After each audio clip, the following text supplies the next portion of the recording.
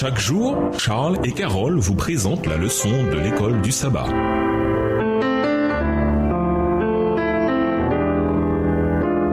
Bienvenue dans votre émission. Dieu nous parle. Nous voilà la leçon de dimanche. Engagement. Lisons Josué 22, les versets 1 à 8. Que nous indiquent ces versets sous l'engagement des Rubénites, des Gadites et de la demi-tribu de Manassé. Josué 22, les versets 1 à 8. Alors Josué appela les Rubénites, les Gadites et la demi-tribu de Manassé. Il leur dit, vous avez observé tout ce que vous a prescrit Moïse, serviteur de l'Éternel, et vous avez obéi à ma voix dans tout ce que je vous ai ordonné. Vous n'avez point abandonné vos frères depuis un long espace de temps jusqu'à ce jour, et vous avez gardé les ordres, les commandements de l'Éternel votre Dieu. Maintenant que l'Éternel votre Dieu a accordé du repos à vos frères, comme il le leur avait dit, retournez et allez vers vos tentes dans le pays qui vous appartient, et que Moïse, serviteur de l'Éternel, vous a donné de l'autre côté du Jourdain. Ayez soin seulement d'observer et de mettre en pratique les ordonnances et les lois que vous a prescrites Moïse, serviteur de l'Éternel. Aimez l'Éternel votre Dieu, marchez dans toutes ses voies, gardez ses commandements, attachez-vous à lui et servez-le de tout votre cœur et de toute votre âme. Verset 6. Et Josué les bénit et les renvoya, et ils s'en allèrent vers leur tente. Moïse avait donné à une moitié de la tribu de Manassé un héritage en Basan, et Josué donna à l'autre moitié un héritage auprès de ses frères en deçà du Jourdain à l'occident. Lorsque Josué les renvoya vers leur tente, il les bénit et leur dit, vous retournerez à vos tentes avec de grandes richesses, avec des troupeaux fort nombreux et avec une quantité considérable d'argent, d'or, d'airain, de fer et de vêtements. Partagez avec vos frères le butin de vos ennemis. Josué affirme que les tribus au-delà du Jourdain ont pleinement rempli les obligations exposées par Moïse et par lui-même, lesquelles signifiaient qu'ils se sacrifiaient au nom de la cause commune d'Israël. Ils combattirent aux côtés de leurs frères pendant bien des jours, ce qui signifie en réalité environ de 6 à 7 ans. Comparé avec Josué 11, le verset 18, Josué 14, le verset 10 et Deutéronome 2, le verset 14. Leurs épouses et leurs enfants étaient restés à la maison à l'est du Jourdain et pourtant, ils décidèrent de combattre avec leurs frères au risque d'être blessés et de mourir à la guerre. Ces versets soulignent indirectement l'importance de l'unité de la nation et de celle du pays. Ils préparent également le terrain à l'histoire qui va suivre et qui parle en fin de compte d'unité. Les tribus israélites vont-elles rester unies malgré la frontière naturelle conséquente que forme le Jourdain? Vont-elles laisser la géographie marquer leur identité nationale ou bien vont-elles choisir de se laisser guider par leur adoration commune du seul Dieu qui a fait d'elles sa nation élue, unie et forte sous sa direction théocratique? Josué explique comment une telle fidélité a été possible. Ce ne sont pas leurs frères israélites qu'ils ont servis, mais c'est Yahvé lui-même, lui qui les avait chargés de cette mission. Nous trouvons ce même principe dans le Nouveau Testament. L'apôtre Paul exhorte les chrétiens à servir comme s'ils travaillaient pour Dieu et non pas seulement pour des humains. Voir Éphésiens 6, verset 7, Colossiens 3, verset 23, 1 Thessaloniciens 2, verset 4. Quel appel plus élevé peut-il y avoir que de travailler pour le Créateur du cosmos? Au quotidien, nous devons souvent affronter des défis et des difficultés qui peuvent facilement nous décourager et nous donner envie d'abandonner le combat. Pourtant, nous pouvons en appeler à la puissance du Seigneur qui promet d'être avec nous et de nous donner les moyens de faire ce qu'il nous demande. Si nous gardons à l'esprit son noble appel, nous pouvons rester motivés pour avancer malgré les défis et les découragements inévitables qui font partie de notre existence déchue ici-bas. Josué 22, versets 5 et 6 rapporte que Josué a appelé les tribus en partance à rester fidèles au Seigneur, après quoi il les a bénis. Comment nos relations dans l'Église seraient-elles transformées si nous prions davantage les uns pour les autres? Au revoir. Et à demain si Dieu veut.